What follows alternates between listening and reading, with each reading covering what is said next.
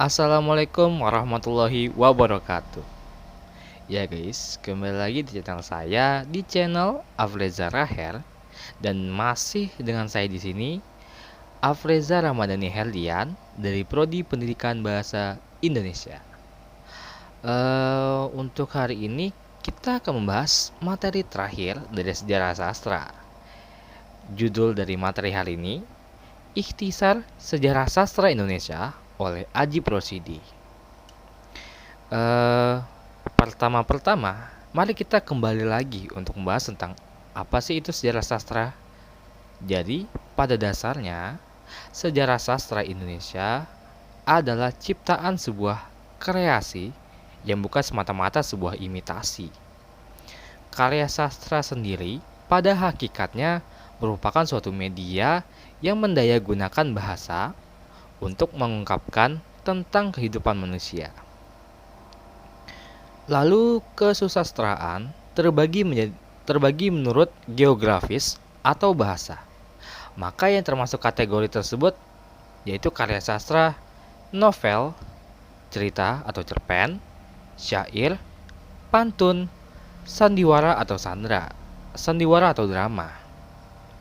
Selain itu, sejarah dan sastra juga memiliki perbedaan yang berdasarkan dari struktur dan substansinya. Akan tetapi di dalam perbedaan sejarah dan sastra memiliki hubungan yang sangat erat. Dikarenakan sastra sendiri merupakan seni yang hidup dalam dunia imajinasi, dan sedangkan sejarah merupakan seni yang hidup di tengah dunia realitas. Sehingga perbedaan mereka atau keduanya dapat saling melengkapi satu sama lain.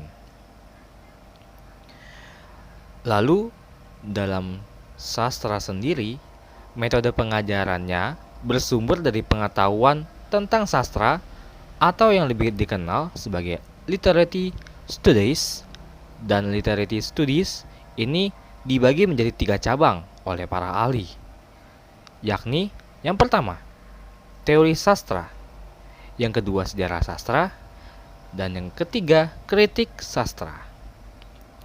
Lalu jumlah penelaah sastra di Indonesia sampai sekarang belum relatif banyak. Pada masa sebelum perang, kita mengenal Sultan Takdir Alis Jahbana sebagai penulis karangan lepas dalam berbagai majalah tentang sastra Indonesia, dan Artmin Spain sebagai penulis karangan tentang sastra Indonesia. Selain itu, muncul penelaah sastra Indonesia yang mengabdikan seluruh perhatian dan hidupnya sebagai penelaah sastra Indonesia. Beliau adalah H.B. Jasin, yang dimana H.B. Jasin bertahun-tahun bekerja sebagai sekretaris majalah Pujangga Baru pada zaman Jepang. Dan berikut adalah karya sastra yang diciptakan oleh H.B. Jasin, yaitu yang pertama ada Bacaan Mulia Al-Quran, lalu yang kedua ada Gema Tanah Air, prosa dan puisi tahun 1951, yang ketiga ada Khairul Anwar, pelopor angkatan 45 pada tahun 1956. Lalu pada tahun 1953, H.B. Jasin pernah menjadi dosen yang mengajarkan tentang sastra Indonesia modern di Fakultas Sastra Universitas Indonesia, yang mana dari hasil beliau mengajarkan sastra Indonesia menghasilkan sarjana-sarjana yang dapat menelaah sastra Indonesia. Sastrawan-sastrawan atau penelaah-penelaah sastra Indonesia itu diantara lain ada J.U. Nasution, ada Boen S. O.E. Marjati, ada M.S. Huta Galung, dan penelaah-penelaah lainnya yang ikut mengembangkan sastra di Indonesia. Selanjutnya, di dalam sastra Indonesia memiliki permasalahan yang mengakibatkan adanya kericuhan dan kekacauan, dikarenakan tidak ada pengertian yang jelas dalam memaknai istilah angkatan. Para penelaah sastra cenderung menghubungkan istilah angkatan dengan periodisasi sejarah sastra. Yang sebenarnya masalah ini itu sudah timbul sebelum masa perang ketika Sultan Takdir Alis Jahbana dan kawan-kawannya membuat perhitungan dengan pengarang lama. Setelah itu, istilah angkatan sendiri baru muncul setelah masa sesudah perang, yaitu ketika Khairul Anwar dan teman-temannya membuktikan akan kehadiran dirinya dan teman-temannya sebagai pengarang pujangga baru yang memiliki identitas sendiri dan ciri-ciri dari para pengarang pujangga baru tersebut. Selanjutnya, negara Indonesia memiliki agenda tahunan, yaitu pemberian hadiah-hadiah sastra yang diberikan sebagai penghargaan atas karya seorang sastrawan serta sebagai media yang dapat menumbuhkan minat seseorang terhadap sastra yang penerbitan dan penyebarannya sangat terbatas. Sebenarnya sih pemberian hadiah sastra tahunan itu hanya diberikan kepada badan-badan swasta saja.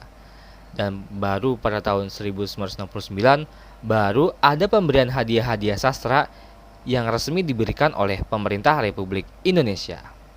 Lalu apa saja sih daftar hadiah-hadiah sastra tersebut? Yang pertama ada 1. Hadiah Sastra Nasional BMKN, Badan Musyawarah Kebudayaan Nasional, yang dimana mereka pada tahun 1953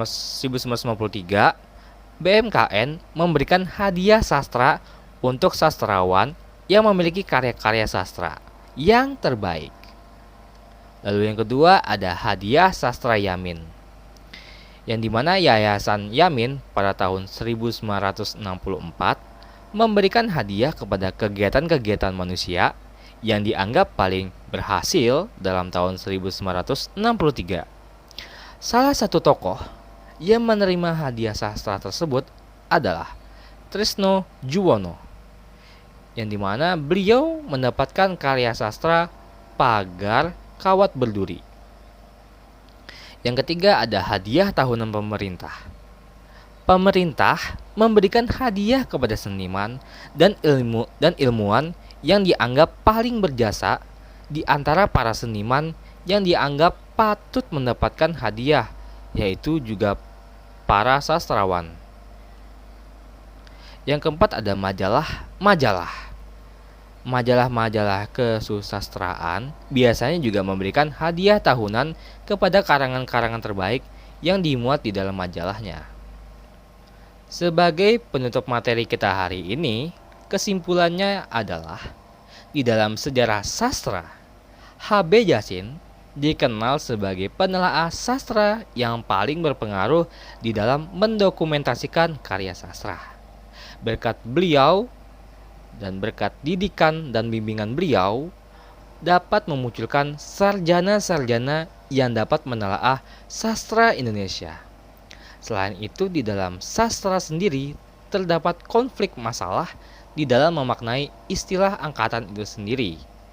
Dan juga dalam sejarah sastra Indonesia memiliki pembagian hadiah kepada para sastrawan yang memiliki karya sastra yang terbaik dan kepada para seniman dan ilmuwan yang dianggap paling berjasa.